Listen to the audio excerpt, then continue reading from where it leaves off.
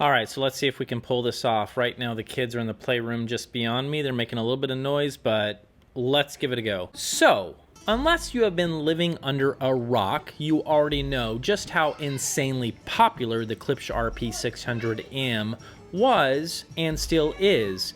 That speaker has won more awards than Madonna, and when I finally had a chance to check them out for myself, I thought... Not quite my tempo. It's all good. No worries. Here we go. So while I would make the argument that the 600M doesn't have much of a leg to stand on when it comes to an objective point of view, if an out-of-phase relationship between the woofer and tweeter with a huge hole in the midband is what bakes your audiophile bread, then who the heck am I to judge? Fast forward to the Klipsch RP600 Mark II. Has Klipsch done away with what some might believe is the house sound of Klipsch for something a little more linear in response?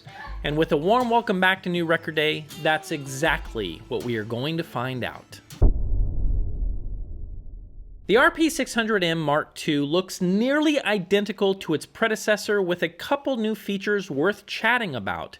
Most notable is the back terminals have been changed to nicer looking hardware with jumper wires instead of the metal clips that's used for by-wire or by-amping.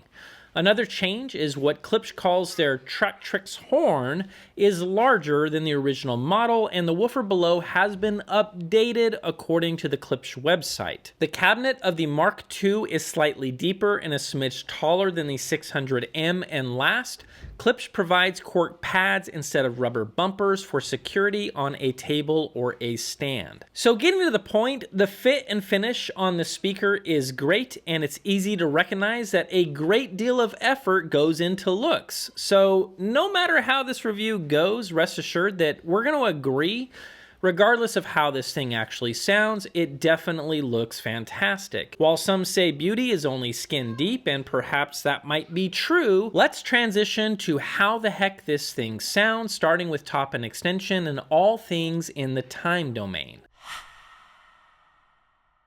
If I was a betting man, I'd wager a fair amount of the folks who fire up the 600 Mark IIs will notice what I did when hearing these speakers for the very first time. Wow! Listen to all that presence and top-end information. Once upon a time, this is the sound that I was searching for, and I remember working for Best Buy in Circuit City and knowing which speakers did this and which ones didn't. Do you want to take a guess as to what speakers sold more than the others? That's right.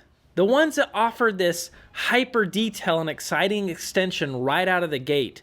Combine that forward sounding presence with some decent low end bass, and what you have, folks, is a winning formula for the masses. Getting to the point, these speakers will sound forward and exciting with just about everything that you decide to throw at them. Listening to anything that might be considered laid back, such as Natalie Merchant or maybe Norah Jones, it's important to understand that some of the instruments that sit within the upper mid-range bandwidth will always sound a little exaggerated.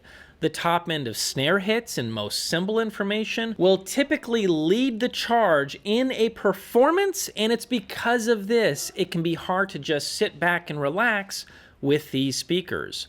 Obviously, switching gears to something a little bit more upbeat and exciting, the voicing of the speakers tends to work better with those genres, but as they say, there is no such thing as a free lunch. What I found with the 600M Mark IIs is while they are super fun and engaging for a short period, I do enter listening fatigue when rocking out, and I need to take a break before I can jump back into the ring. All time domain information is certainly a strength of this speaker, but before we pop the champagne, it's critical to understand that in this case, it comes with a disclaimer. We must understand that there are many different ways of getting detailed information out of a speaker, and one way, which is what we have right here, is voicing the top end extension to be higher than the mid-range bandwidth. Some call this a smiley face or U-shaped voicing, but in either case, what happens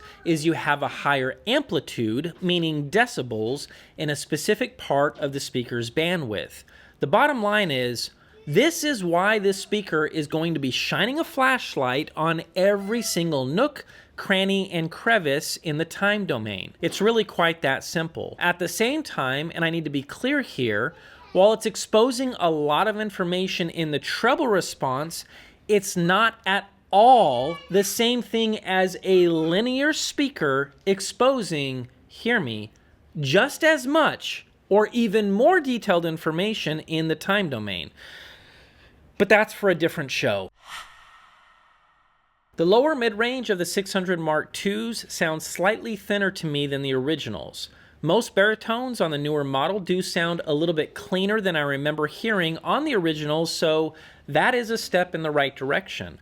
All acoustics sounded vibrant and snappy, but that information was the treble response overshadowing the mid-range body, which in comparison sounded more like an afterthought. Female vocals are a different story, and there is no great news here either. Depending on the pitch of the singer and how high they are singing in the upper mid-range, they can sound pretty dang forward, very sibilant, and at times downright fatiguing. I suppose lower altos are fine for the most part, but still suffer from the tweeter calling attention to itself. As mentioned, lower male vocals sounded pretty good, and I'll say most male vocals actually sound decent, but the reality is, decent for the asking price of these speakers doesn't add up. Comparing these to something like the ELAC reference DBR62s, well, there is no comparison. And don't get me started on these versus the Unify 2.0s, which again offer so much more refinement in the midband and are both cheaper than the 600 Mark IIs. I recently made some binaural sound clips and a comparison video featuring these speakers, and I took a poll asking which was your favorite speaker of the three. We had 228 votes so far, and of the three, the RP600M Mark IIs came in last by a wide margin, with only 13% of the viewers choosing them. While I would agree that sound clips aren't the best way to capture this type of data, what did impress me is all of the comments that described in detail all of the same things that I am hearing with these speakers in the sound clips and in the room. So, before you start thinking that I'm being a meanie pants, let me remind you, I ain't the only one that's picking up what I'm putting down.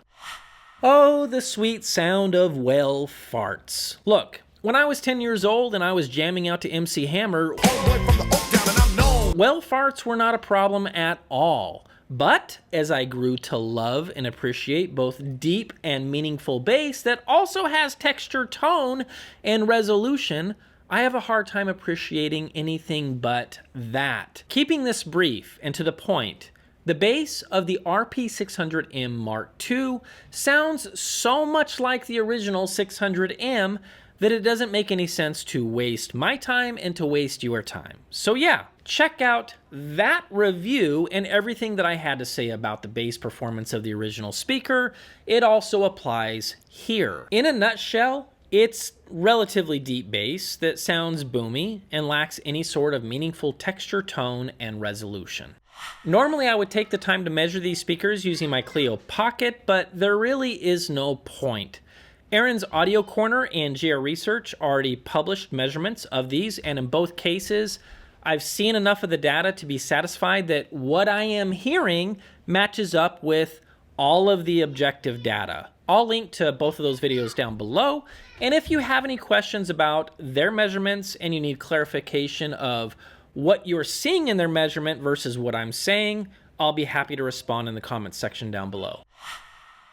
So yeah, folks, on one hand, we do indeed have a better performing speaker than its predecessor, but it's still a tricky speaker to recommend. I wish, and I hope, more than anything, that Klipsch would follow suit of JBL and try focusing on a balanced, truly balanced response and rely on the music to offer all of the details that we are looking for when it is being called upon. In any event, the RP600M Mark II is a great speaker for those who want to enter listening fatigue in a quick hurry, love the sound of mediocre midband, and enjoy deep bass with little to no resolution. Harsh? Maybe. But those are my thoughts on the Klipsch RP600M Mark II, and with that, I'll see you crazy horn-loving knuckleheads in the next video.